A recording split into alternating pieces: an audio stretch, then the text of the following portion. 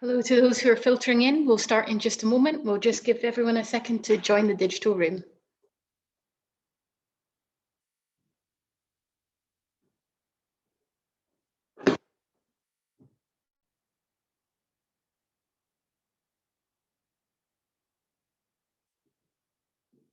All right, I'd suggest we get started.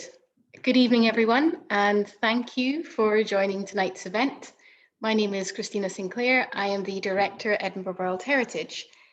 It's with real pleasure that I welcome you to this virtual tour of some of Edinburgh's most spectacular, ancient and modern buildings with award-winning architects Richard Murphy, Malcolm Fraser and Andrew Wilmot. A very warm welcome to you all, especially to any new or recently joined members who are with us tonight. As I'm sure you're aware, charities have lost significant amounts of income as a result of the pandemic over the last year or so.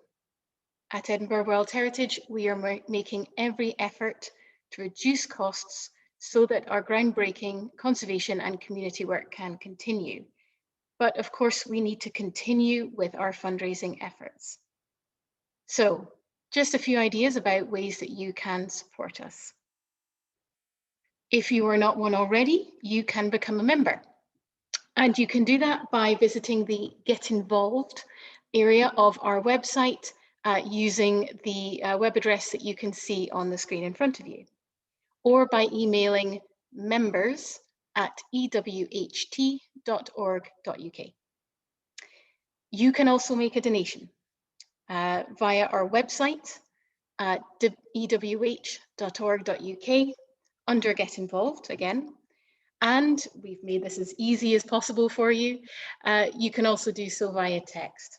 You can text Edinburgh WH, one word, plus the amount that you want to donate to 70450.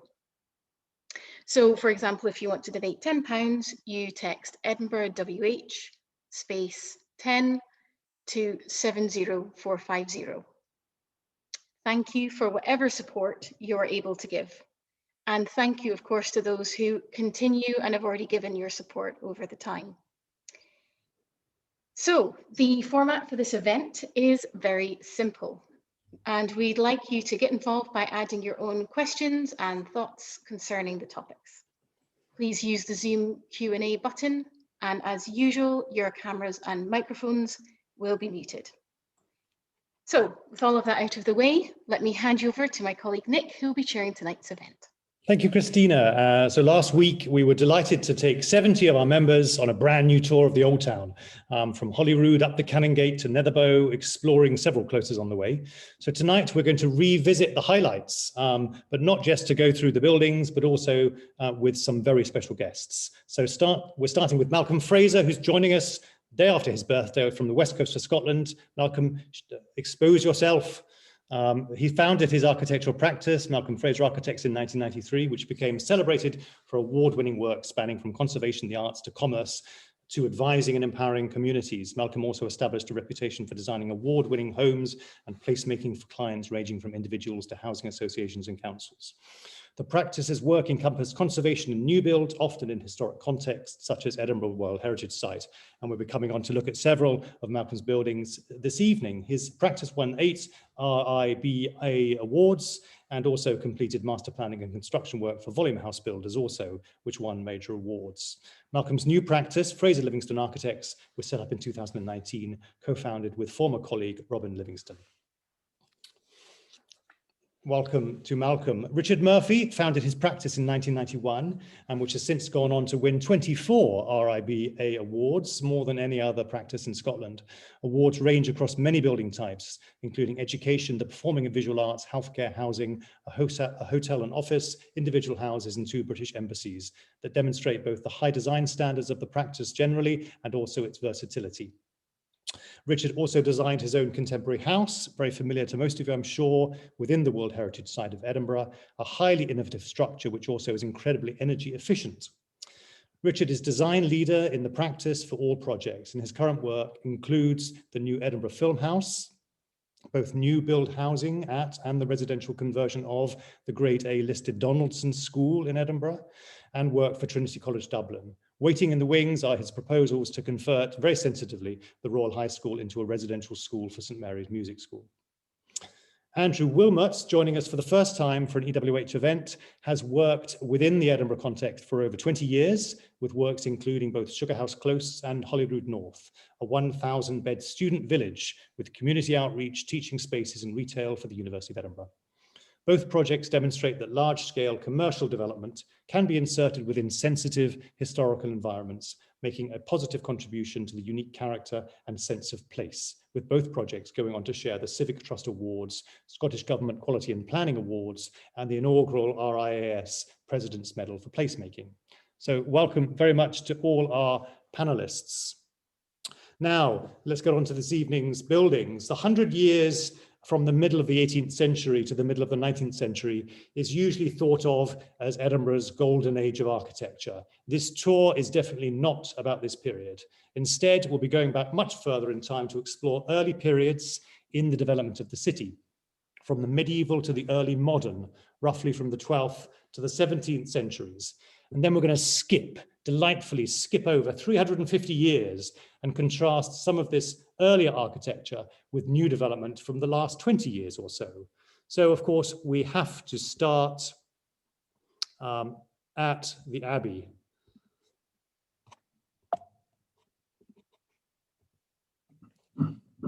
So let's start really at the bottom of the Canongate. This is where we started our tour last week, just standing next to the beautiful new Physic Garden down there. The Abbey of Holyrood, founded by David MacMalcolm, David I, in 1128, for a community of canons regular, and really part of an overall strategy by David to allow his vibrant and fast-growing Kingdom of Scotland to become part of the European mainstream.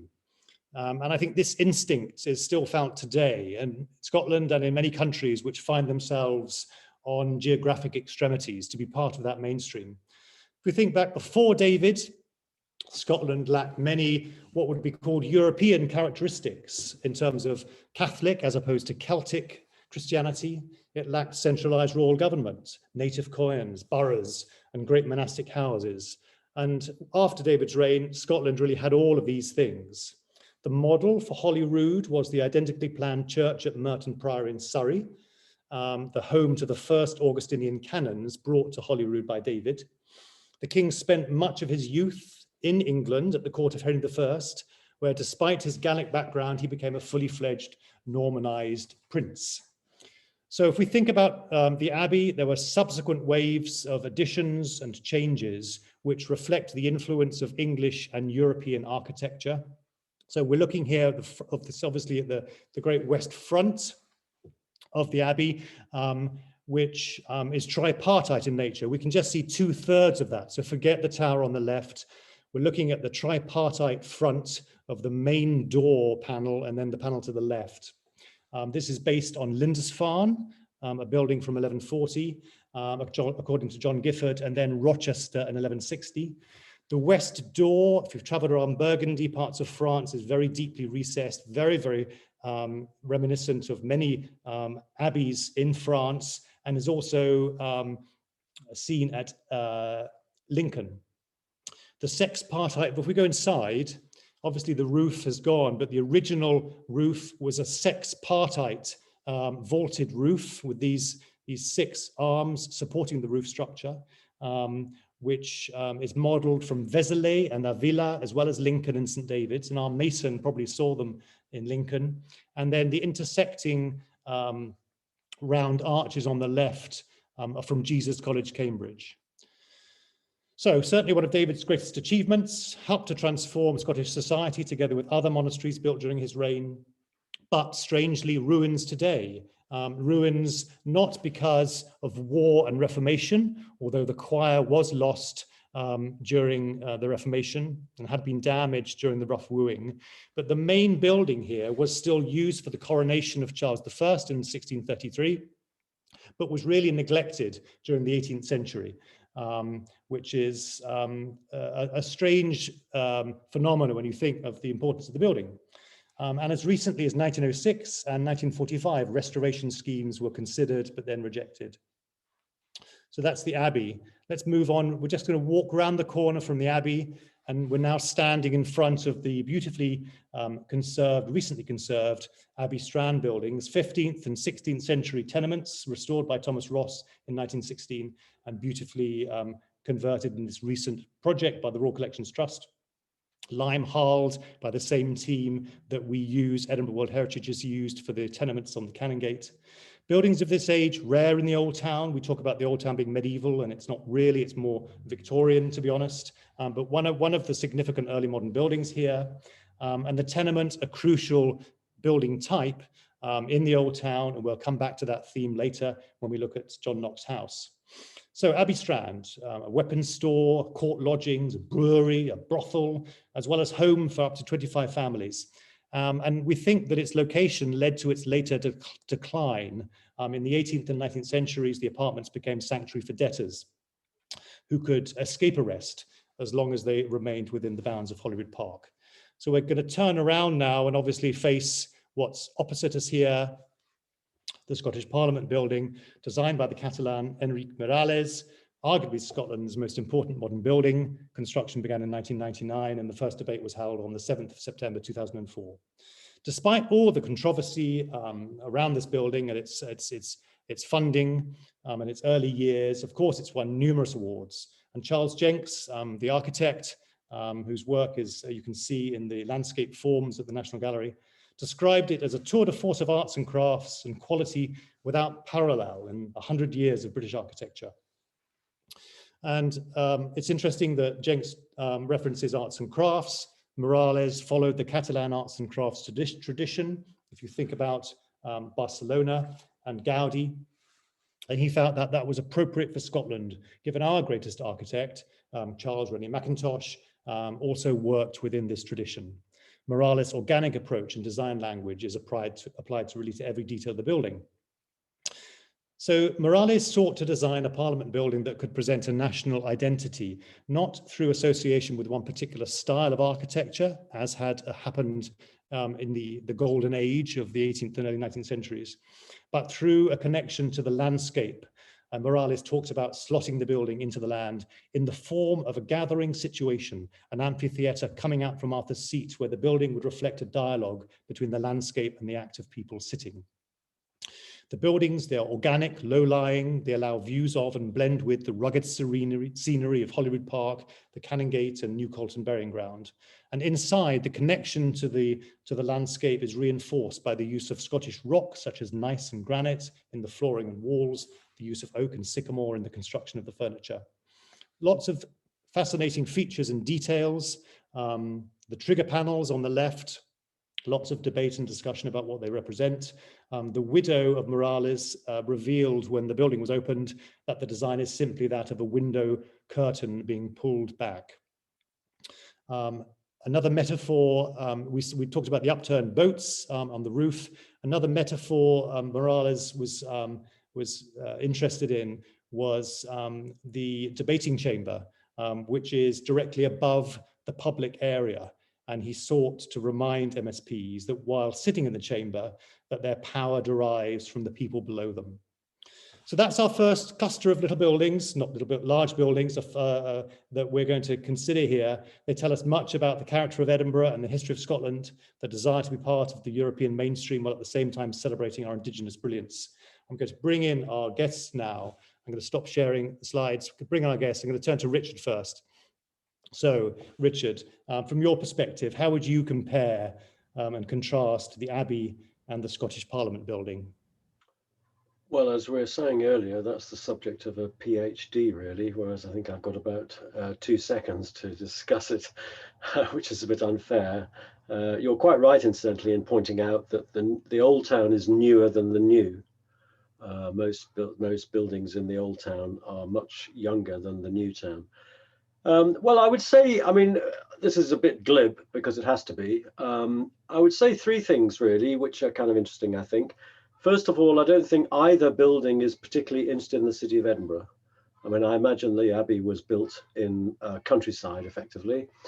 And I'm absolutely convinced that Morales was completely not interested in the urban situation of his parliament. He was completely obsessed with the park and the crags and the romantic landscape in his mind, I think. And I find the way the building, I'll be critical here, the way the building meets Edinburgh, very strange. The entrance has had to change. The corner, the critical corner opposite the entrance to the Holyrood is very, very unbecoming, really. Nothing happens there.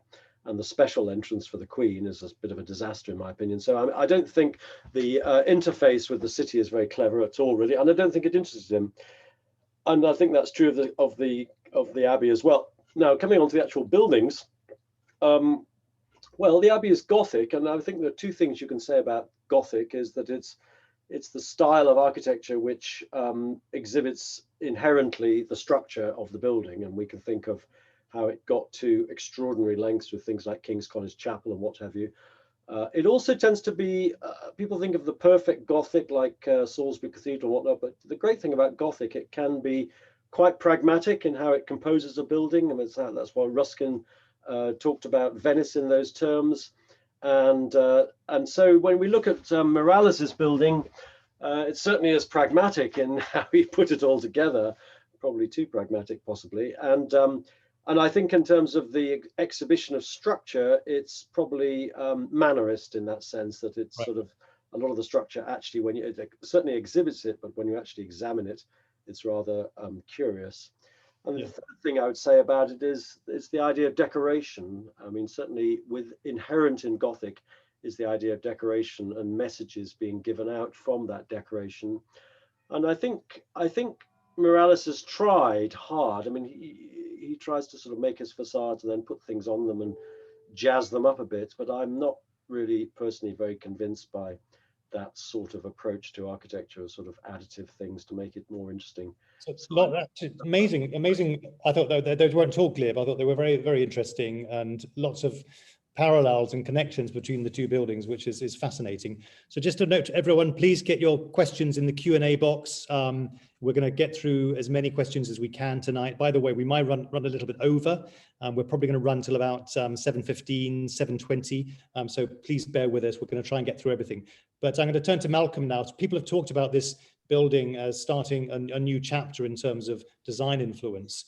What do you think the longer term influence of this building will be? Will it be a one-off, or will we see the influence of this building in Scotland and elsewhere? An absolute one-off, I'm afraid. It's an outlier in terms of Scottish architecture. It invented a whole new crafts tradition rather wonderfully. I'm very, very fond of the main spaces in the building, the chamber, the lobby. I don't think it entirely settles into its site. And I think I'm going to compare with Mackintosh, and Mackintosh knew how to plan. It's the willful complexity of the crafts tradition is reflected in a plan of willful complexity. I need to unwind, despite having been in that building maybe hundreds of times, I have to unwind a bit of wool if I move through it in order to find my way back out, which is very un-Scottish. We always plan with clarity, so that's not such a good thing. But I think the powers that be took one look at the cost issues that bedeviled the project and said, this is fine for this 1 hour building, and we're going to make sure this never happens again. So unfortunately, part of its legacy is to reinforce the current view that architecture should not lead. We need to put bankers in charge of everything to make sure that money always goes their way and is not wasted in decorative buildings. And there is also reinforced a recent Scottish tradition that it's fine to bestow riches on incoming architects, but Scottish architects resident architects need to work to your £1,200 a square metre or something like that. We even had the RIS reinforce that once. There are many things about the building I love, and I love these spaces. I don't love how it's planned, and I don't think at the end of the day, all those cross traditions that were invented have been disbanded, and I'm afraid to say it's not it's not going to be a live continuing tradition for us. Right. Andrew, there's a bit of a almost thumbs level, thumbs down so far. How would you comment on the qualities of the building and perhaps any shortcomings? I think it is a conundrum. I think that's the nature of the building. I think it's undoubtedly a work of genius, but I think it's quite a tainted genius, and the kind of tainted, or what taints it was the procurement. The concept is extraordinary. I think it is a work of genius.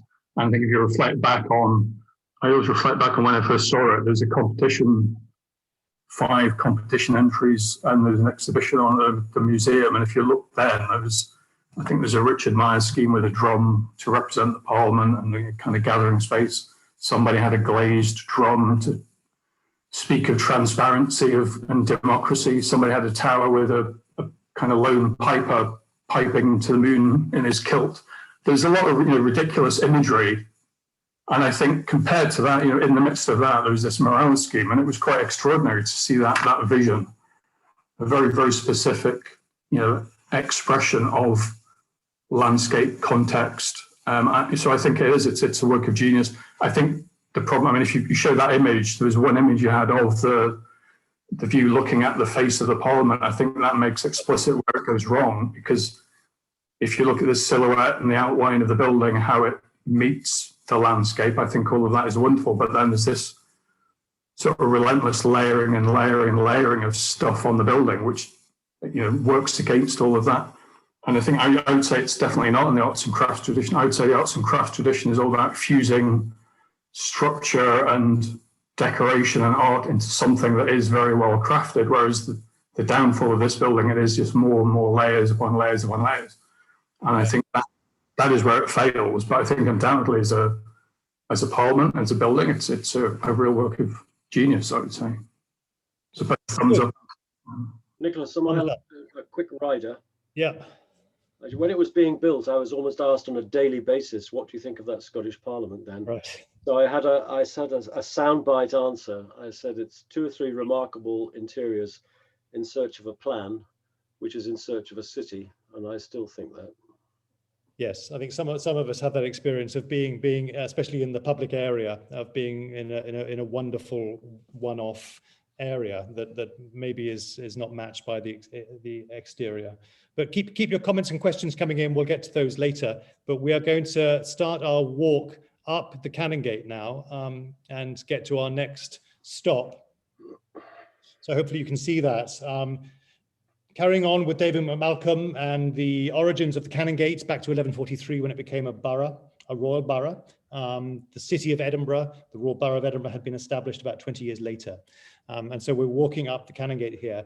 And of course, at the time of this map of 1648, the area was a wealthy and prosperous place with spacious buildings and decorative gardens. And the heyday was really in that 17th century, but the withdrawal of the wealthier classes following the development of the new town led to the economic decline of the Canongate and indeed of the old town as a whole.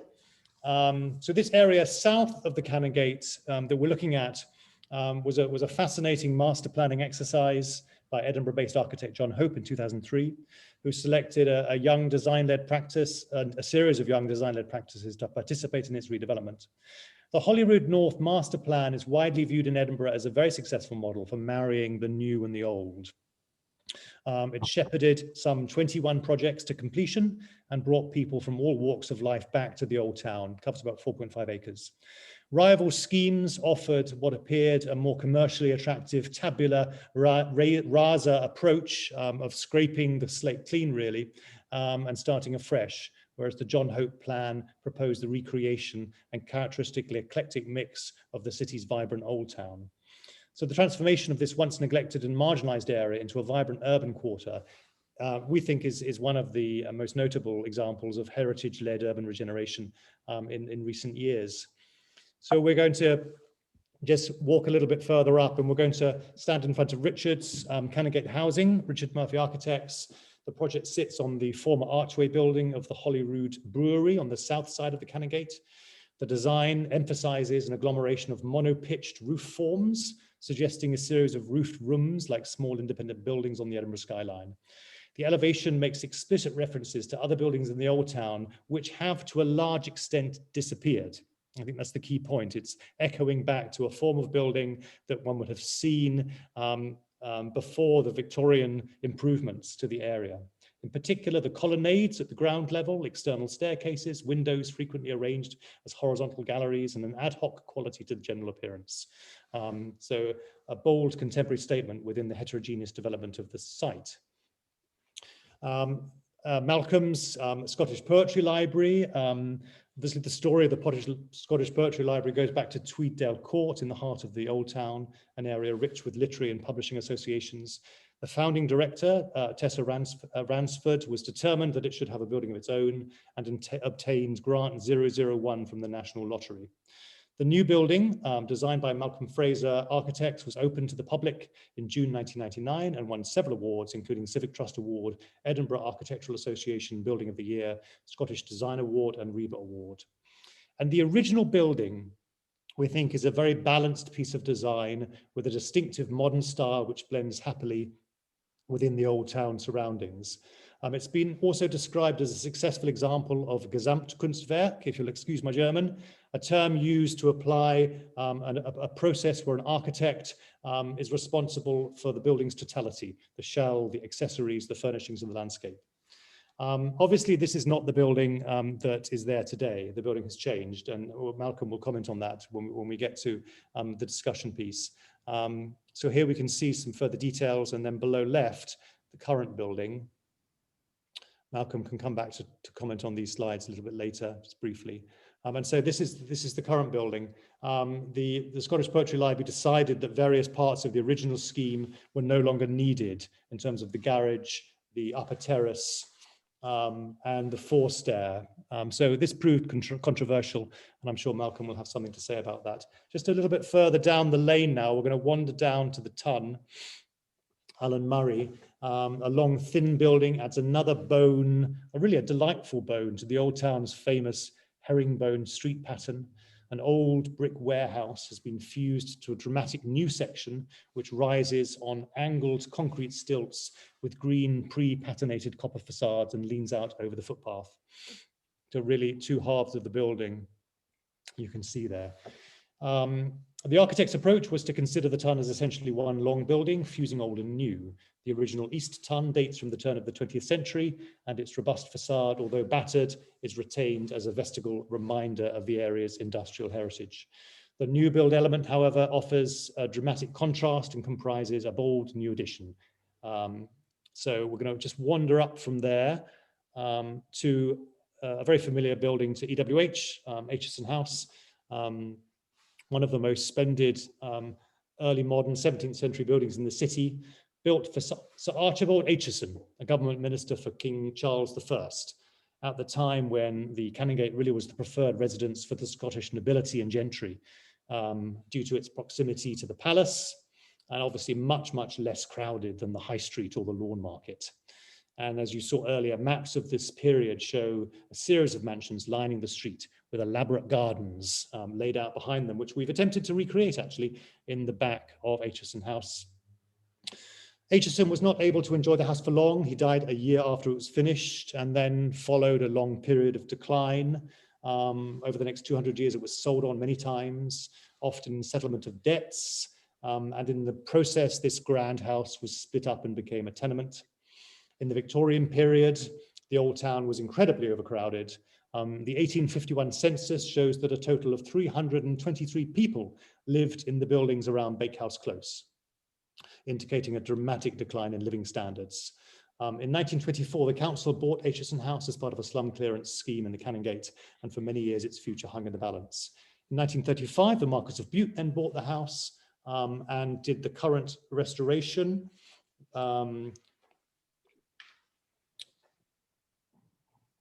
And after several other uses were tried, in 2011, the ground floor became part of the Museum of Edinburgh, and the rest of the building was then taken over by Edinburgh World Heritage. And our final stop in the Holyrood North area is this award-winning development by Andrew Wilmot and Oberlanders. A historic industrial building at its heart, made visible from a new courtyard in Close. Through the demolition of more recent parts of the brewery fabric, the project was able to unlock key routes and unseen vistas from the Raw Mile and Holyrood Road towards the historic brewhouses, kilns, and Arthur's Seat beyond. The architectural approach really responds in two different ways, reflecting the vertical split of the site in terms of both topography and the character and size of the adjacent buildings. The northern half of the site, steeped in the medieval history of the Raw Mile, appropriates an architectural language from the adjacent historic Bakehouse Close.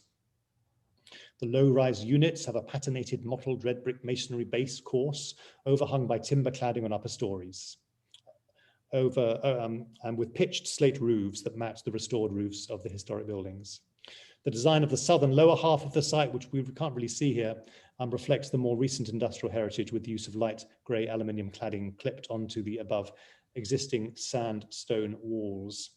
The project benefits from a number of sustainable initiatives as well, including reuse of materials, slate and stone, refurbishment and repair of dilapidated historical fabric, and the introduction of grass roof to the new build Jardine House. A central communal heating system with high efficiency condensing boilers and thermostatic radiator valves is fitted in all the rooms. And these, of course, are the types of heating systems the city will need to consider in its drive to net carbon emissions by 2030. So a lot to take in there in this area around the Canongate. We think a highly successful example of an area regeneration, which sensitively combines the old and the new, respects the layout and the patina of Edinburgh's Old Town. So we're going to turn to our panelists now. Just briefly stop sharing. So you've all really worked on this project.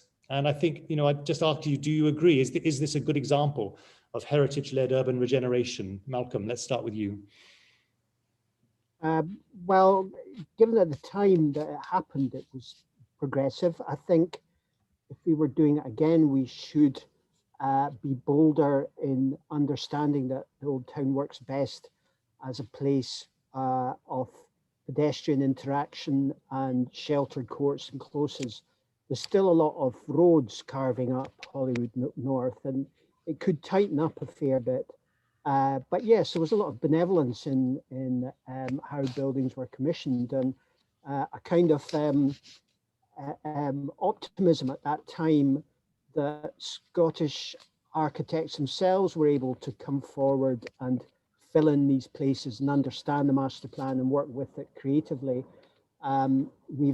That little flowering has been ruthlessly crushed by current procurement, and you never get a group of young architects working in those sorts of ways nowadays. They would have to go through the crushing three or six buildings exactly the same in the last 3 years, etc., etc. So there's much that was good about it, and there's much that could be better about it, but there's stuff to learn about what not to do, and there's more progress needed in terms of allowing young architects to flourish.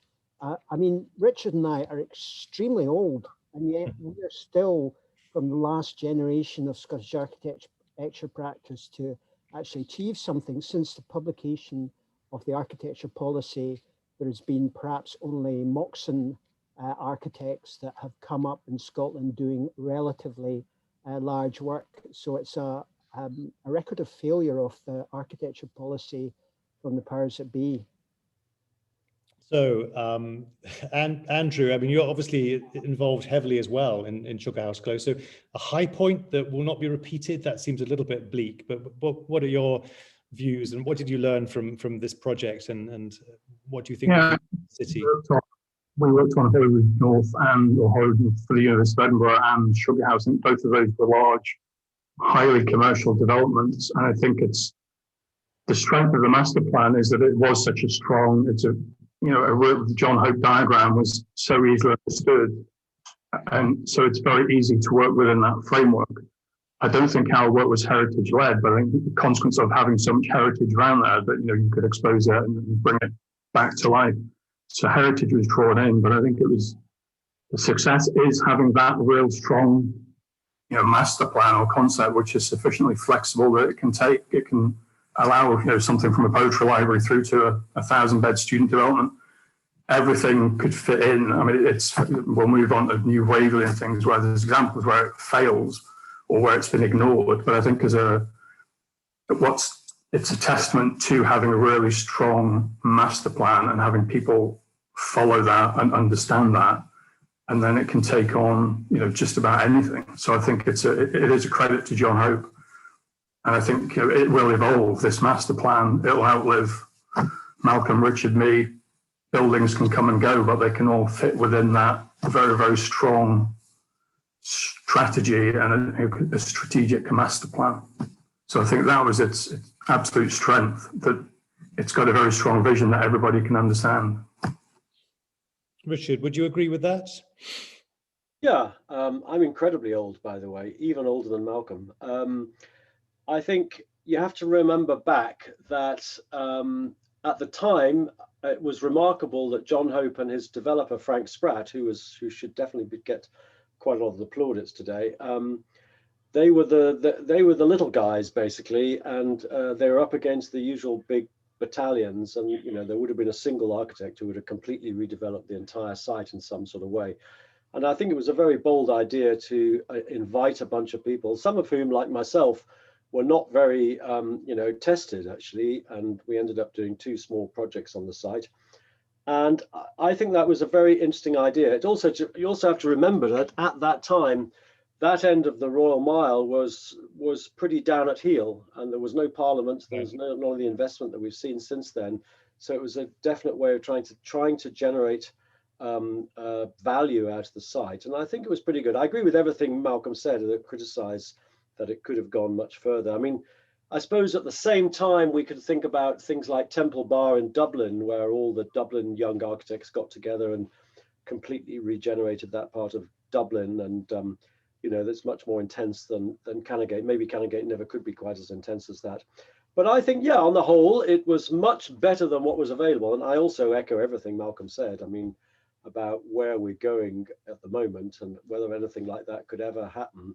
It does seem a shame. If you look on the continent, it's very, very frequent for cities to invent a master plan in which various architects are invited to participate.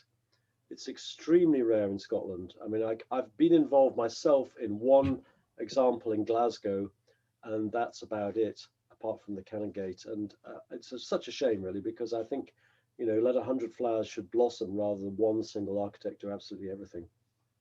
That's absolutely fascinating. Malcolm, did you want to make any comment on the? Go back one, or is it forward one, Nick? Yeah. To the brief. There we go. So I mean, basically, what I did, I didn't look to the past. I wasn't trying to reinvent a medieval architecture. I worked with the slope. I worked with the structure. It was a frame building. So it's frame and infill. We wanted to blank off the windows at night. So there were shutters that shut. They were timbers because they moved. And if you do that, if you work with a site, you find yourself ending up with a building like middle left, middle right. Looks very like the medieval buildings off the Old Town. And the surviving ones, that's Simpson's Land, which is my favourite Lost Edinburgh building. If you do that and took that to the planners now, they'd scalp you and tell you it wasn't sufficiently historic. There's this terrible misunderstanding led by Prince Charles that historic buildings consist of vertically orientated openings in a masonry wall. Well, they didn't if they were frame buildings, and that's a frame building, so it's very horizontal. So working with the slope, using a frame, I ended up making as modern a building as possible, and it had, as you see, echoes of historic buildings. And I tried to develop that as well, and that made a little democratic gathering space for poetry to be read. Tessa had summer readings there, people used to meet there and talk, etc.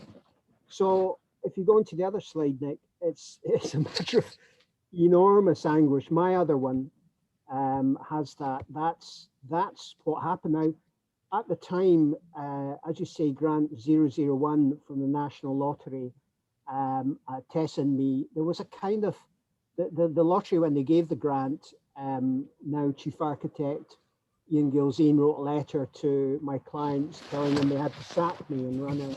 I'll ask you to stop, Malcolm. I'm going to ask you to stop fidgeting because you can't hear it, but we're getting a lot of interference. Sorry. That's better. Okay, I've been muted, so that's me back. So there was a feeling that this wasn't a kind of sanctioned building by the establishment, and fight to build it, and it was a great success. And of course, if it's a success, that means that the establishment can come back in and give it a good kicking. So the Poetry Library's new chairman was Edinburgh's premier developer. Why artists worship developers and bankers, I don't know. And he was a man that I'd helped the Coburn Association resist putting a shopping centre in Princess Street Garden. So I don't know if that is any relevance. But if you show the other slide, Nick, can you show the other slide? He came to me and I, bottom right, that was my proposal to enlarge it, to convert the garage, as you said, to give more space with a gallery to the right. He could have done that and more than provided for the brief, but he wanted to extend the building out the front, give it a bit of a kicking, and so that's what we've done. And it's a matter of anguish. Yeah, well, I'll stop you there, Malcolm. We're getting a bit of interference. So I don't know if your computer's on your lap, but we're getting a lot of rustling and background noise. So I don't know what's quite the problem. But so that's fantastic perspective, an interesting perspective on how that building has changed, which hopefully will be interesting for people. We're going to move on now because we're still on our tour. We're walking up the Canongate and we're going to turn right into New Waverley, which was a promising site, nestling between the Salisbury Crags and the monument-strewn Colton Hill. But the original plan for the development of the area, formerly the gasworks and later a car park, was highly controversial, especially among local residents. Some of Scotland's best-known authors and artists voiced strong disapproval for the Colton Gate scheme, as it was called, and that was subsequently scaled back. And the revised design of New Waverley was given that new name in an attempt to distance the proposal from the former design. So this is the building that's about to be opened soon as the new HM government building in New Waverley, as constructed as part of the second phase of projects and buildings within the 2006 master plan. The main entrance to the building is from this new public plaza, created as part of the wider regeneration master plan, which also includes the creation of the new public pedestrian routes, such as the adjacent Sibbald Walk. The project provides 190,000 square feet of net office accommodation over 5 floors, split over 2 interlinked but distinct sub-buildings, north and south, linked by a 3-story glazed bridge. The massing and the roofscape of the building is stepped in section to maintain key views across the Waverley Valley. The building is largely clad in British-sourced natural sandstone, with a small section of terracotta-coloured cladding in the northeast, providing a reference to the red brick bus station which previously occupied the site. The roof of both the north and south buildings have been designed to provide accessible terraces for the building occupants. So this is a short stay on our trip before we journey on up towards Advocates Close. But there's no doubt that New Waverley really, I guess, lacks recognisable old town character. Unlike the Holyrood North approach, here a tabula rasa approach has been adopted, admittedly due to the fact that very little of the architecture of worth remained in the area. However, the old town, we would say, at Edinburgh World Heritage is a place of wines and closes, not civic squares and plazas.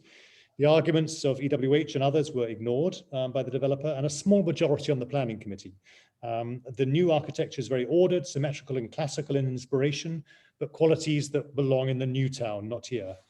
We're hopeful that we've turned a corner and that the new development to the south of Jury's Inn in the old town will, we expect, to be a more sensitive addition, a commercial but a sensitive addition to the old town. So that's our stay, just a brief stay there in New Waverley. I'm going to turn to Andrew now. So compared to Holyrood North, what do you agree that standards have slipped here at New Waverley, and if so, why? Yeah, I think it's extremely disappointing. And it could be, looking at images you just had, it could be anywhere, and it could be Manchester, Birmingham, it could be an out of town business park, so why? It'd be no more appropriate in those contexts than it is here, but it's just such a generic type of building. And I think that is really disappointing, but it's more than disappointing when, across the road, there's a clear demonstration of how buildings that size, that scale could have been configured. The footprints could have been different. The cladding could have been different. So I think to have a building like that, when we've already demonstrated what can be done, is, it takes it beyond the disappointing. So I guess there's, again, the length of time it took, that's a site that was sitting empty for decades. So it's quite extraordinary how much time and effort and a degree of thought has gone into it to produce something that is so, lifeless and lacking in character. And I guess that's the message that, it doesn't matter how long you take. If it's the wrong decision, it's the wrong decision. The decision-making process that allowed that to go through has to be, highly questionable. Yes. So Richard, as you pointed out, as the oldest and, dare I say, wisest of our company, how would you have tackled the brief for this one? Well, funny enough, we were interviewed for this job. It sort of seems like an awful long time ago. And I remember I spent half the interview doing an analysis of what the old town of Edinburgh was all about, which, as Malcolm's rightly pointed out, is a sequence of ordinary houses or ordinary buildings arranged around very narrow closes, and major buildings set back from the Canongate in their own spaces that are discovered usually through quite narrow thresholds and whatnot. And there is a pattern there, definitely in the Canongate. And so I'm trying to desperately remember what we proposed, but it was basically along those lines. It was I'm quite conservative when it comes to things like this. I like to do buildings which are very strongly rooted in the land pattern that they find themselves, whether it's in landscape or city planning. And that's what we did. And I do remember actually the developer's eyes glazing over, because that was definitely not what he was interested in. So that's really all I can remember, frankly, at the moment. It's an awful long time ago. Yeah. Malcolm, so this does seem to be some sort of turning point. Remember, someone on the planning committee at the time of New Waverley described the proposal as good enough, to which Councillor Joe Mowat famously replied, "Good enough is not good enough for Edinburgh." Do you think we've learned our lesson here, and do you think commercial architecture will be better than this? No, we've not learned a lesson, and clearly we're going backwards. It's interesting here that this proposal is antithetical to the grain of the old town, and despite various criticisms of Morales's Parliament, he has used this kind of crafted nature of that large building to nestle it into the grain. It's a very finely grained big building, so it's not a question of big buildings. We, like Richard, were interviewed for this and showed a series of courts and closes that became alternating with internal glazed atria, etc., within buildings, to allow larger buildings to at least show the grain of the old town going on past them. So it's just like a big Victorian big building driven development driven through the old town. And bizarrely as well, there was a counter plan done by some Prince Charles acolytes, which actually did exactly the same. It imposed a large Victorian grid pattern over the site. And you just wonder, why there's this general misunderstanding of the value and nature of the great medieval plan that David I, going back to your hymn of praise for David I at the beginning, people misunderstand the old town. It's a planned town for mercantile interaction, social interaction. It underlay the Enlightenment, and it should be a model for us going forward post-COVID. We want spaces where we can walk, we can sit and talk, we can meet our friends, we can discuss business. These things are good for cities. They're not just good for visitors, but they're good for us ourselves.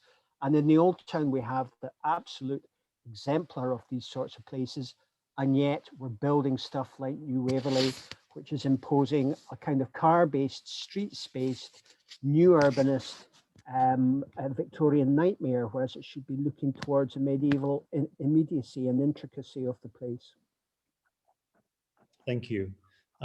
Wise thoughts, which I'm sure are supported by many of our listeners tonight. We're going to carry on now. We're going to walk past the train station and up towards Advocates Close, hopefully towards more beautiful environments, the one we left at New Waverley. So let's remind ourselves that the Edinburgh of the early medieval period was relatively spacious, with a population of around 2,000.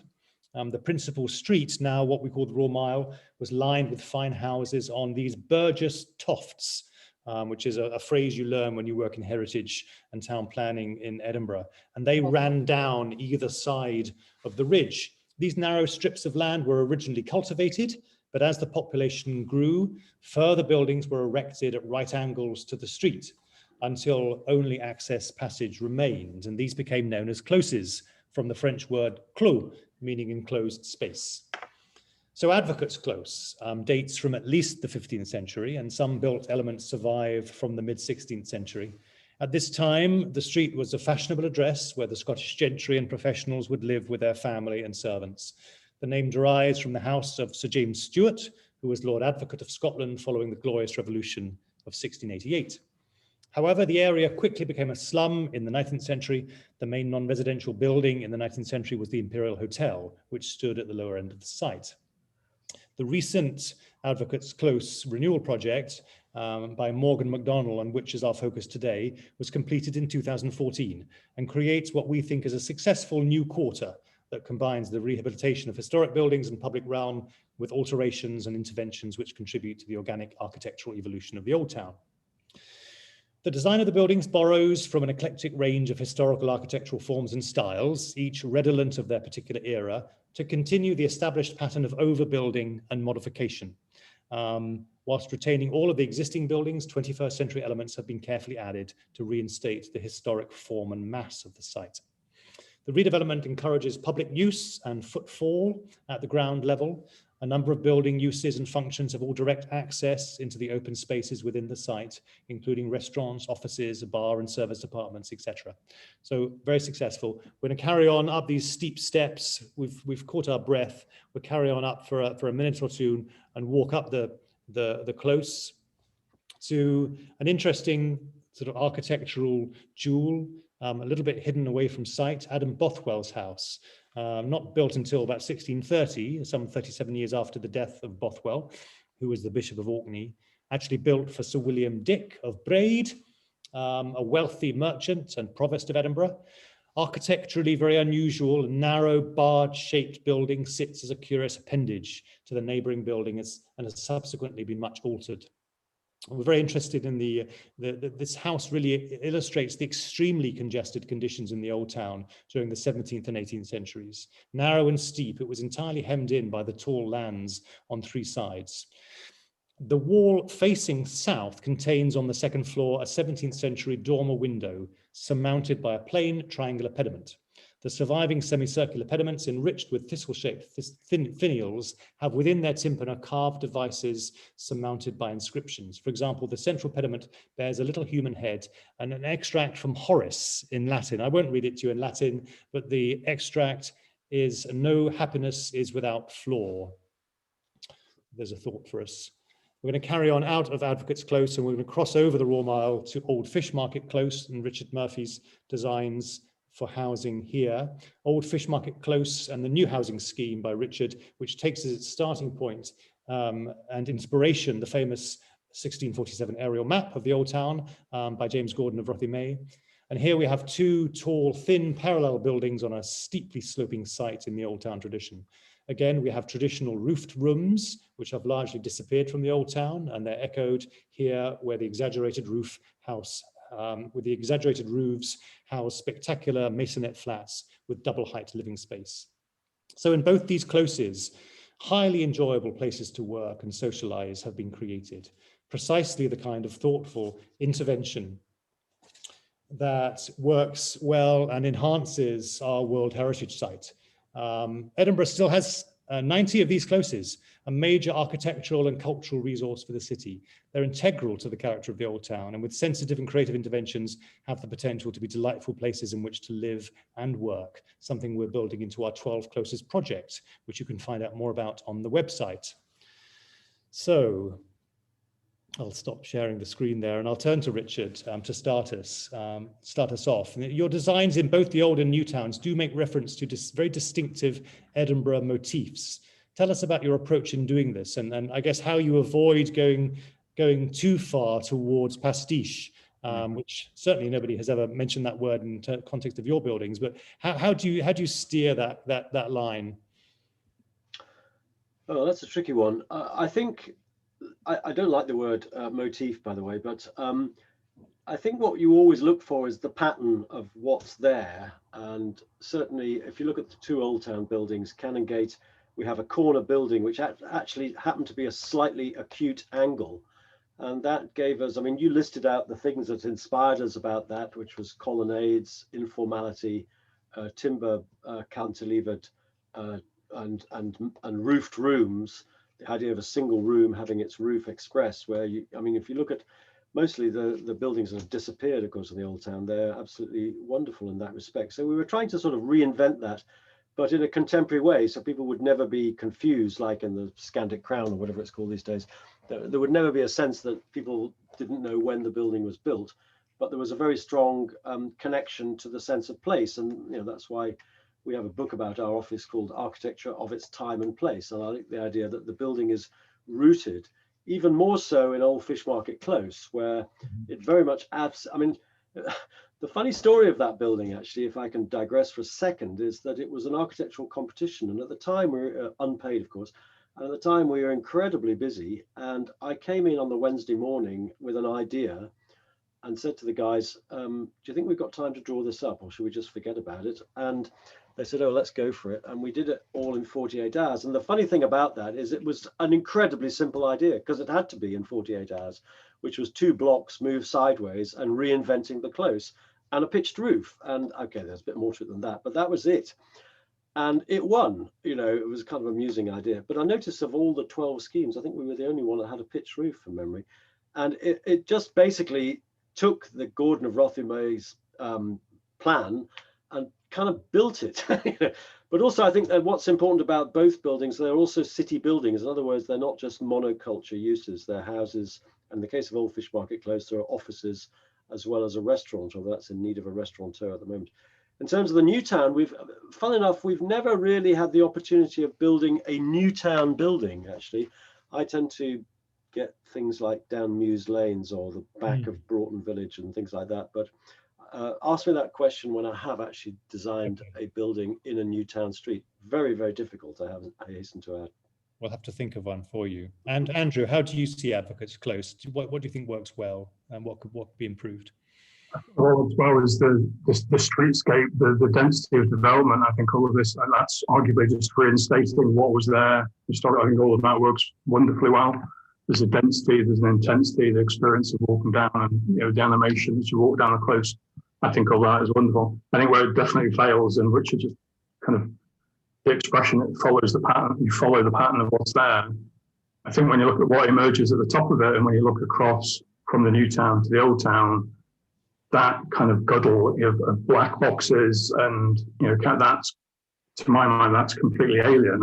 I can imagine they were trying to say, well, there's a slightly chaotic, random character to that vista, so let's do something that is random and chaotic. But I think the fundamental issue is it doesn't follow that pattern of what's there. It's wavels and pitches, and quite simply, if it followed the pattern of what's there, it would have been equally just as contemporary, more beautiful, more contextual. So I think that's where quite often there's this drive to do something different because we're new and different, whereas actually if you can be a bit clever and follow the pattern that's there, you're equally new, equally contemporary, but a lot more appropriate. I think that's where it fails. I think when it was first built, I remember they've toned down a lot of what emerges through the roofscape, and it was pretty horrific when it first appeared.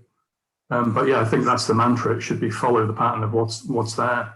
Doesn't mean to say you're mimicking, you're just following the pattern. Yes. Malcolm, any thoughts about what we can learn from other cities that have this sort of pattern of wines and ancient thoroughfares? Anything that Edinburgh could do better? There's still many, many closes that require investment and development. Well, I think we need to learn from ourselves. We don't necessarily need to go elsewhere. I think the Richard's Close development over Fruitmarket Close is exemplary, and the best way to develop closes is make them loved and used and bring people, residents, restaurants, offices into them, which is exactly what Richard did. The best overall thing, I don't know if you've got my wee slide I sent you there, Nick, of the Gordon of Rothermay plan next to the new town. But the best thing we could do for the old town is understand what I was saying earlier, that is an exemplary pedestrian place. It doesn't suit cars well. I would disagree, Nick, with your description of the High Street as a street. It only started being called a street on the Gordon of Rothermay plan. It's a market. It's a extended, elongated square, and it's a central place where the whole city came together and shared knowledge. And behind it were all these subcourts with different levels of privacy behind them that enabled the exchange of ideas, that meant the Enlightenment giants, a David Hume could take the hand of a James Hutton and discuss something. All that creative interaction went on there. And in post-COVID times, and in times that we're understanding that places where we can live on our feet and our bicycles are so much better for us than places that we drive to, we should just get all the cars, apart from the two bridges that cross the old town, get all the cars out there and enable it to be a place that is used by us on foot, used creatively. Anything else we consume, but to visit people, to talk to people, let's invest in the closes by making them pedestrian only and bringing access to them on foot. Yes, it's interesting that 17th century visitors from London did comment about the width and the fact that it was a market, as you say, rather than a street, as one of the most striking characteristics of Edinburgh, perhaps more than any other city. So we're going to have to move on a little bit. We've got about 50 minutes left. We're just approaching our last stop on our fascinating walk around the old town with distinguished architects.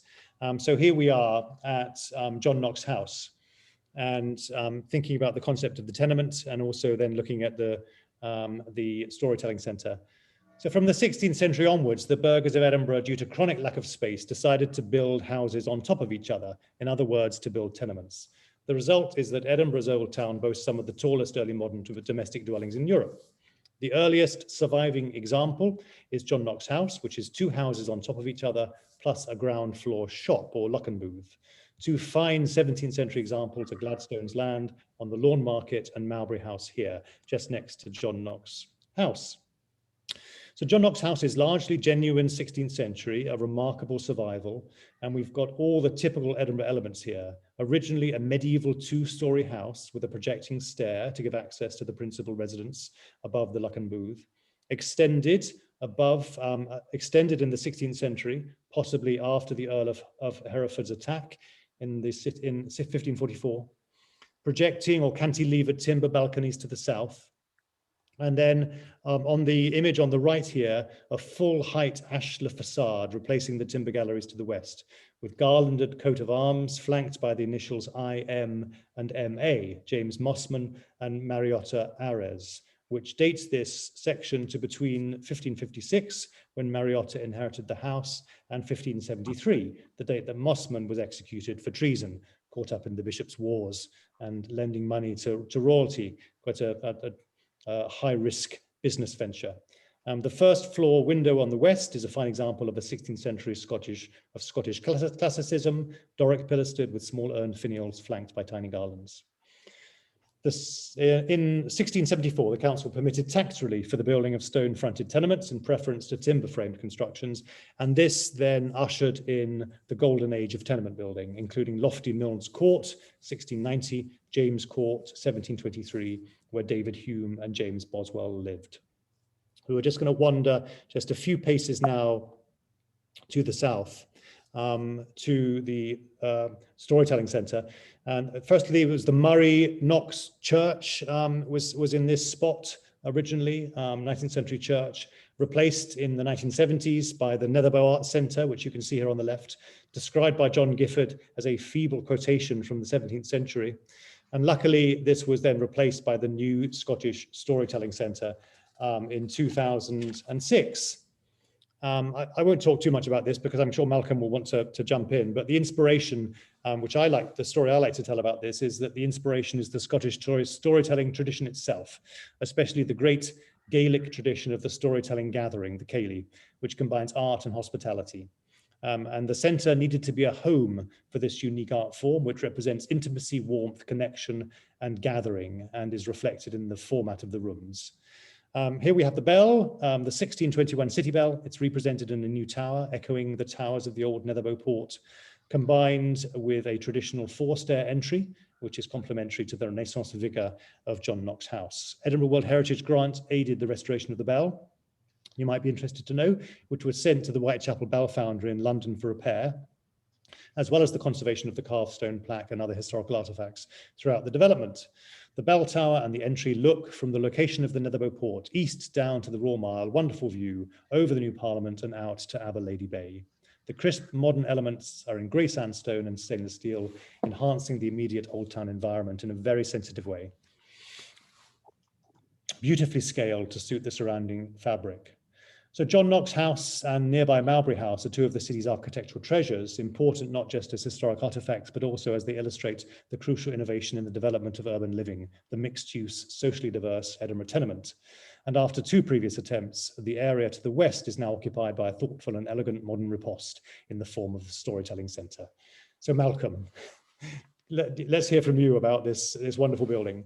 Tell us a little bit about how you approached the brief and the inspiration, and how on earth do you approach building a structure next to John Knox House? Well, I think through, you introduced it very well in terms of understanding the brief. It was about relationship to the garden behind, relationship to the town, relationship to the sky, places to make stories. My client described storytelling as the gateway art, and actually that was the original site of the city gateway, and demolition Victorian times had widened it down from the John Knox House, and so we wanted to get back the idea of compression there, of gateway into the main city market, reciting the bell there, also strengthened that. And yes, it's interesting to hear the John Gifford comment on the previous building as being feeble, and my view is that it drained all the energy from John Knox House, and you really needed to have a strong building against John Knox House to give John Knox House back its character. Wonderful historian Diane Waters objected to our alterations, and when I said that John Gifford says it's from a very feeble era in Scottish architecture, she said, well, that's a very good example of a feeble building. We need to keep the good examples. So that was an interesting way of looking at it. I had some respect for that.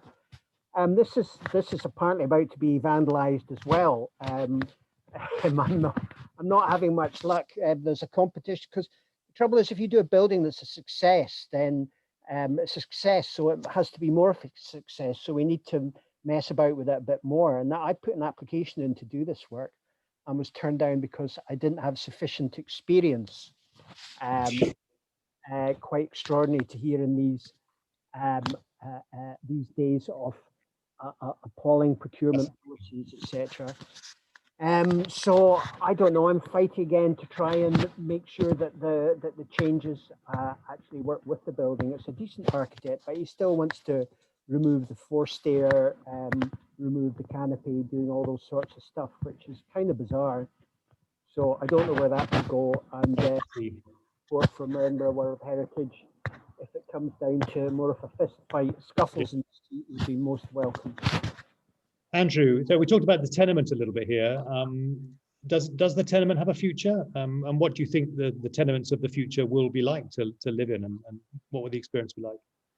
Yeah, I think absolutely it does. I think a lot of the work we're doing housing development for a lot of councils throughout the country, and a lot of the briefing now has changed. A lot of it is about building communities and well-being, and behind that there's a lot of issues about sustainability and thermal efficiency, and all of that thinking does, it forms a tenement, and quite often that that form, tried and tested way of building housing. You know, it's wonderful. It does. It meets the brief in a way that perhaps a few years ago it wouldn't have. So I think as long as the movement and the drive for sustainability and well-being and creating neighbourhoods and creating, and yeah, the tenement is central to that. So I think there's a very strong future for it. Thank you. And Richard, you know, I'm going to be Nick Robertson here. In 1 minute, how would you sum up what we've explored and learnt this evening on our trip around the old town? Well, I think we don't need to be too breastfeeding about things. I mean, I think there's been some success stories. When I first arrived in Edinburgh in 1978, the old town was kind of like staggering. It really wasn't going anywhere. It was totally depopulated and with large empty sites, which have gradually been built on. I'm sorry to say that I've been saying for many, many years, if you want to get a decent building, you need to get a decent architect. And it's a story which doesn't seem to get out there very often. And we have a problem of a culture in this country, not just Scotland, but the UK, that architects are very lowly thought of, and you need to get the good project manager and get a cheap architect. And that is a problem. I do think, I mean, it is interesting to look at how other people have done things. And I mean, I was just thinking how, you know, if you go to the continent and you look at, for example, how the wonderful work that Giancarlo De Carlo did in Urbino, you know, bringing university buildings into that town, which was at that time quite down at heel. Similarly, what Karl Josef Schattner did in Eichstätt in Bavaria. I mean, again, a wonderful knitting of new and old, and various towns in Spain with Moneo and what have you. There's lovely examples all over Europe, actually, of how highly respected and intelligent architects have placed real jewel-like buildings into very significant old town situations. And I always think, actually, where you have a very strong historic context, that's when you need the best architects. That's when you really need to get the best architects, and not, dare I say it, conservation architects, but you need the best design architects. And that's our problem, as Malcolm has mentioned many times already tonight. We have a procurement crisis in Scotland and in the UK, and it needs radical surgery, because without a total sea shift in how we procure design teams, the current situation is going to get worse and worse. Excellent. So we are getting some questions coming. I'm just going to get someone to talk about Liverpool and the loss of World Heritage status. Obviously, there was news that came in yesterday. If you're interested, then Edinburgh World Heritage has published a statement on our website, which has been picked up a little bit by the media in terms of our reaction to that and the warning that represents for Edinburgh. But would any of you gentlemen like to comment about the loss of World Heritage status in Liverpool? I don't know enough about Liverpool to comment, but it is a warning to us. And I think any more hotels like the one we have in the St James Centre will be finished, frankly. Malcolm, did you have any thoughts on Liverpool? Tragedy, and it should have been removed some time ago in Liverpool.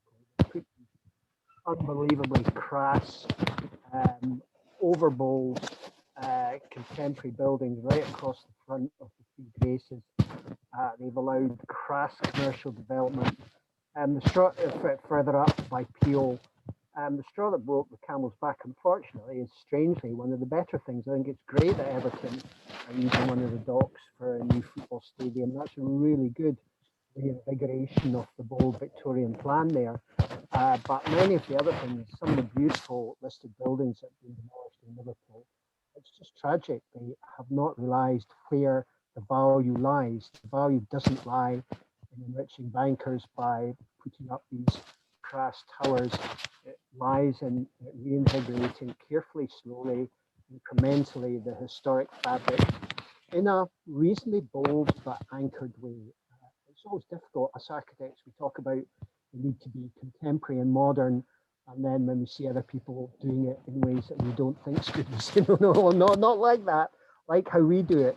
But hopefully you've seen what we've seen today is some examples of doing it well and not doing it well, and Liverpool has not been doing it well. It is a warning for Edinburgh. I've got to write for the RIBA Journal about about the Jobby and about the huge shopping centre there. So by the time I write it, all the mud will have been slung, but it'll be good to consider its impact on Edinburgh, the skyline, etc. too. Just one more time for one more question. I'm sorry we haven't had time really to get to everyone's comments and questions, but there is one from Jocelyn here asking whether we need a buffer zone, some sort of formal legal buffer zone around the World Heritage Site, which is something which exists in other cities and was commented by ICOMOS in 2015 that we didn't have that. Is that something that would help, or is it looking at what's happening in Haymarket, is it too late? Absolutely not. I mean, the glory of Edinburgh is it has been remade so much. The strength of the old town is it has been remade. The structure is strong enough that you've been able to do good things in it in quite a large scale, like Holyrood North, as well as misunderstand it. The new town has taken some renewal too. We need to learn how to do it better. We need to not shirk and turn our backs on it. The heritage site has evolved, and we need to show how it can continue to evolve well, not badly. So more critical thinking, more care, more consideration, not turning our backs on it and pickling it in aspect. And Richard, Jerry Ozeniak's just asking whether your Filmhouse building is a bit too high. What are your thoughts on the height of your proposed structure in Festival Square? I was having exactly that conversation this morning with the planners actually at a meeting, and we had this conversation which said, well, for a monument building, as opposed to say a tenement in a street of other tenement buildings or an office building or whatever, you know, it's very difficult to say, well, what's too high and too low? Is St Giles Cathedral too high or too low? Is Pilkington Church too high or too low? It's, you know, we've got used to these buildings, and in a way they should be free. They should be distinctive from what sits around about it. And I think at the end of the day, it's when people get used to the building, they get used to it and they're quite happy with it. So I think there's a certain. Can I go back to the buffer zone question? I thought you were going to ask me that one. I think from Jocelyn, I don't know how Jocelyn always gets a question in here. Yes, it seems to be sensible, because it's crazy that, you know, something on one side of a line is considered differently from another, as long as it's not an overwhelmingly sort of defensive posture. I've for a long time thought that the planning system in this country is organized around trying to make bad things slightly better, rather than being proactive in trying to get good architecture. And that's where I think we need to shift.